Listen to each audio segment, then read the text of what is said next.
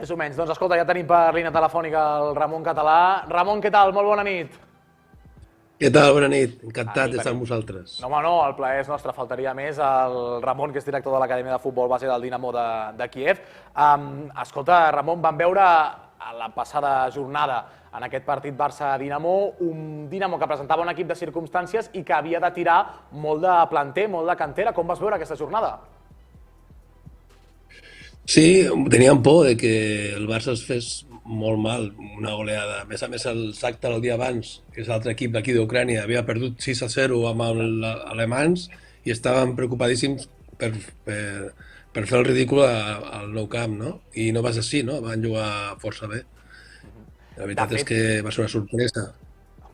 volia comentar Sí, sí. amb tu l'actuació d'alguns jugadors com Nescheret, el porter del Dinamo, nascut l'any 2002, 18 anys, també de la cantera, va fer un partidàs. No sé si tens la mateixa apreciació que nosaltres. Sí, sí, va jugar molt bé, molt bé. Va fer un gran partit, sí. Ja és un porter que confia molt en ell i bueno, va donar la talla ja.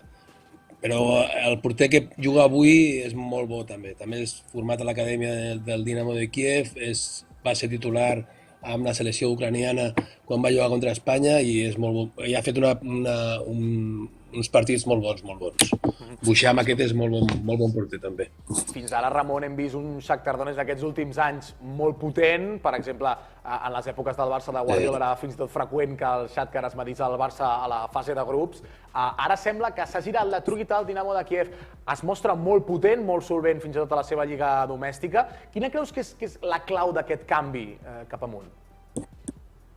Bueno, jo crec que l'entrenador que ha vingut, el Luchescu, ha donat un canvi de cara i ha fet que els jugadors creien en ells mateixos i bueno, i són jugadors que tenen condicions, que estan bé i a més doncs, ben organitzats, ha aconseguit ficar-los a la fase de grups i bueno, i en la Lliga van primers, que és difícil quedar per davant del Shakhtar perquè té molt bon equip, jo crec que millor que nosaltres per jugadors, però bueno, el futbol té això, no? I ara estem davant i estem contents d'estar davant.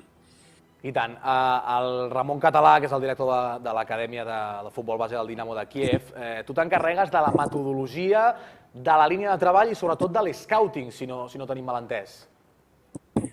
Bueno, jo fico els entrenadors, fico els jugadors, les ensenyo com tenen que jugar, les munto els entrenos i estic allà tot el dia, com 10 hores o 12 tots els dies, doncs veient què fan. No, això és la meva feina. I bueno, la veritat és un plaer, perquè el jugador ucranià és un jugador molt obedient, molt ben dotat i necessitat amb gana, amb fam de voler ser professional. I bueno, per mi ha sigut és molt bona experiència estar aquí. És segurament el que més t'ha sorprès del canvi de la Lliga espanyola a la Lliga ucraniana? Sí, bueno, jo he estat bastant fora també, Després de la Lliga Espanyola, fa com 11 anys, vaig a Bulgària amb el Risto Stoikov, després vaig marxar amb el Laudrup a Qatar, amb Javier Clemente a la selecció de Líbia, a Nicaragua també va estar en la selecció amb Enrique Llena, bueno, inclús a Japó amb el Snyder, o sigui que he vist bastant món. Però el jugador ucranià és molt bon jugador, molt bon jugador. A mi m'agrada molt treballar amb ells, sí, sí. Escolta'm una cosa, Ramon. Jo estava acostumat a la Lliga Espanyola, que els jugadors són una mica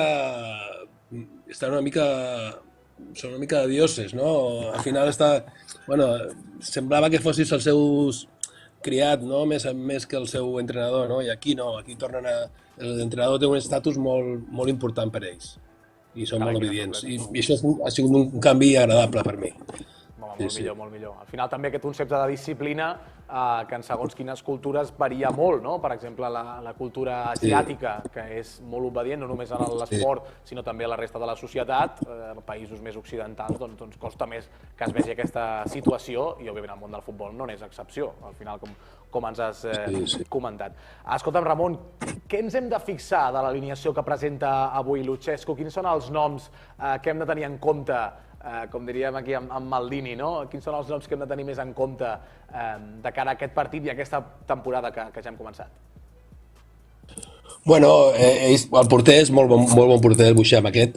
El que va jugar al camp del Barça és molt bo, però aquest té més experiència, està més fet i és un molt bon jugador. Després el central que juga a la dreta, Sabarni, és un xaval també de 18 anys que va tindre que jugar l'any passat perquè tothom estava lesionat i s'ha quedat i és bastant complet també. És un jugador molt concentrat, que no s'equivoca gaire. I Mikolenko, que és el lateral esquerre, jugarà avui de central i és pitjor, jo crec que és pitjor que de lateral esquerre. El lateral esquerre és un lateral que puja molt fort i que és una pena que tingui que jugar de central. Però bueno, avui pues, el ficarà ja. I després al mig del camp són nous perquè estava jugant el capità que no pot jugar perquè estava sancionat, no sé què l'ha passat, alguna l'ha passat i no pot jugar. I el Zaparenko, que és l'altre que juga al mig del camp, avui juga més endavant, juga com de delanter per l'esquerra, o sigui que és el més creatiu, Zaparenko, aquest que té la cinta amb el cabell i que juga molt bé. Que tampoc no va jugar al camp del Barça, aquest. Correcte, però sí juga que molt bé. Va jugar els primers partits, si no m'equivoco, bones actuacions en aquest cas, per tant hem de seguir-lo també al 10, Balones al 10 en aquest cas també, pel que fa al Dinamo. Sí. I tant.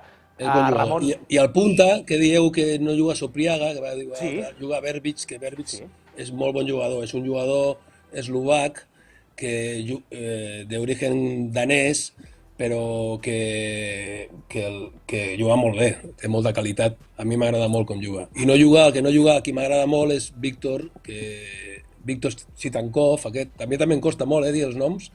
Sí o no? No pensis. Sí, encara no m'he acostumat, Porto quasi 2 anys aquí i em costa molt dir-los. Bueno, t'entenc. I aquest, el Víctor, que és el capità de l'equip, és molt bo. Per mi és el millor que tenen. Però avui no el fica. A vegades no el fica perquè voldrà treballar més fort, jo què sé, jugar més a la contra, no sé. A aquest entrenador li agrada jugar una mica a la contra. No? Llavors, doncs, bueno, jo crec que estarà esperant una mica que sortir, esperar darrere, com va fer el camp del Barça, i sortir amb velocitat i fer alguna cosa, i ja veurem. Que ho va fer molt bé. No sé, i Carlos de Pena... Sí, bueno, Rodríguez no és un jugador molt tècnic, però és molt fort i li va anar bé allà. Avui juga Carlos de Pena, que és un uruguaià que està bé. Per l'esquerra, que centra bé, té qualitat, no treballa tant com Gerson, però no està malament tampoc, no està malament. Aviam, jo crec que no tenen gaires possibilitats, però bueno, ja veurem. No, home, s'haurà de veure. Mira, per tancar, Ramon, et demanaré la porra, ara la farem nosaltres, però te la demano ja que et tenim aquí amb nosaltres, la porra per aquest partit. Si poses que guanya el Dinamo o que guanya el Barça, no t'ho tenim en compte, el que tu creguis, humilment. No, jo ficaré 1-1 per quedar bé amb tothom. Bé, em sembla molt bé. Doncs, Ramon, gràcies per ser avui amb nosaltres, de veritat, de tot cor, aquesta connexió telemàtica, i ja saps que l'Esperit Wembley és el teu programa sempre que ho vulguis. Molt bé. Estaré al tanto de la vostra retransmissió avui. I tant. Molt bé. Gràcies. Una abraçada, Ramon. Una abraçada forta. Les paraules del Ramon Català, que és el director de l'Acadèmia del Futbol Base del Dinamo de Kíev des de l'any 2019.